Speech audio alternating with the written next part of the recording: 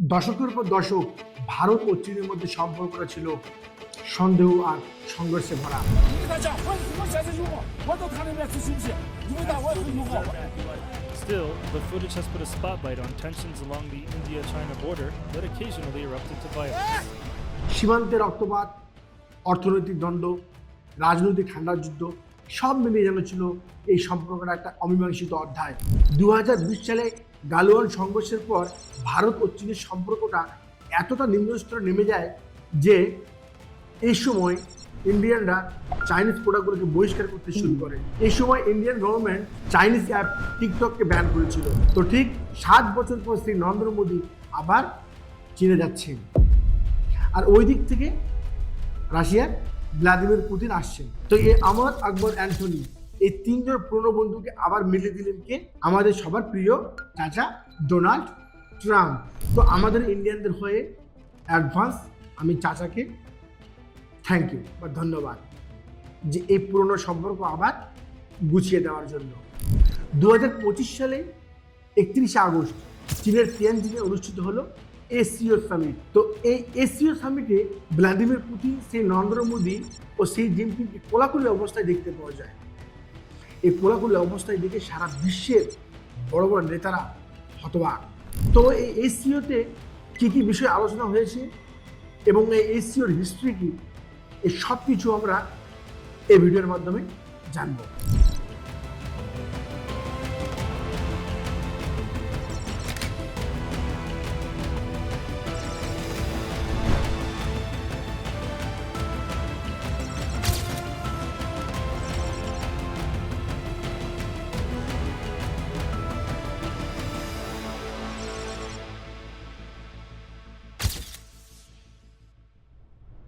এই এসসিওর প্রথম অবস্থার নাম ছিল সাংঘাই 5।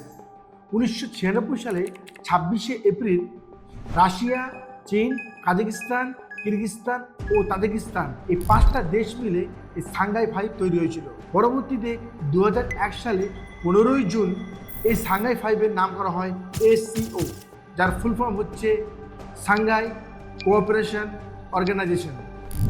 2001 সালে এর সদস্য হয় উজবেকিস্তান, আর 2017 সালে ইন্ডিয়া ও পাকিস্তান পূর্ণ সদস্য হয়। 2023 সালে ইরান, আর 2024 সালে বেলারুশ। তো এরা হচ্ছে পূর্ণ সদস্য, এবং এই বছরে 2জন সদস্য ছিল বা মেম্বার ছিল যারা হচ্ছেন অবজারভার, একটা হচ্ছে আফগানিস্তান ও মঙ্গোলিয়া। তো পরবর্তীতে ফিউচারে এরা তাদের ডিসিশন জানাবে, মানে এরা কি এই সামিটে যোগ হবে কিনা। তো এই এসসিও মেনলি তৈরি করা হয়েছিল এই ইউরেশিয়ার মধ্যে রাজনৈতিক, অর্থনৈতিক ও সামরিক নিরাপত্তার জন্য, এবং বিপদকালীন এই পরস্পরকে মানে হেল্প করা বা সাহায্য করা।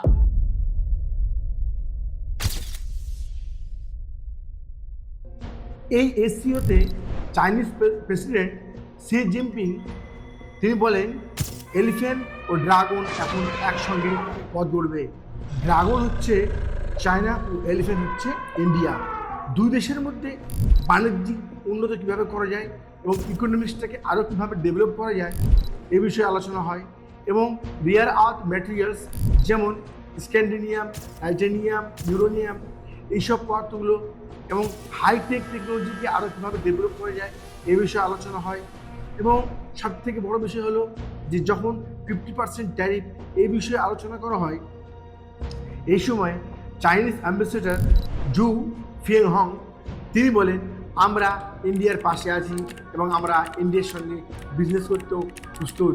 তো এইসব মেন বিষয়গুলো চায়নার সঙ্গে ইন্ডিয়ার আলোচনা হয়, এবং এটি একটা খুবই ভালো দিক যে ইন্ডিয়া এখন তার নতুন বাজার হিসেবে চায়নাকে পাচ্ছে, এবং তার সঙ্গে তো ব্রাজিল, রাশিয়া এরা তো আছেই।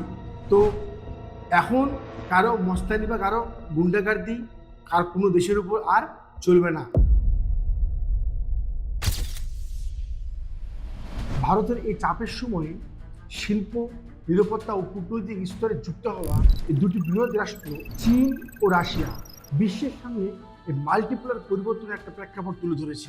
এসসিও সম্মেলনে যুক্ত হওয়া ভারতের দৃষ্টিভঙ্গি ও চীনের সমর্থন উভয় একটা গুরুত্বপূর্ণ সমঝোতা ও কৌশলগত সমন্বয় একটা প্রতিফলন।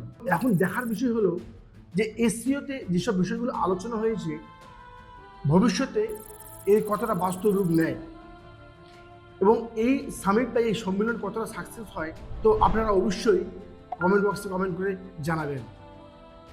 আর ভিডিওটি ভালো লাগলে অবশ্যই লাইক, শেয়ার এবং তার সঙ্গে সাবস্ক্রাইব করে দেবেন।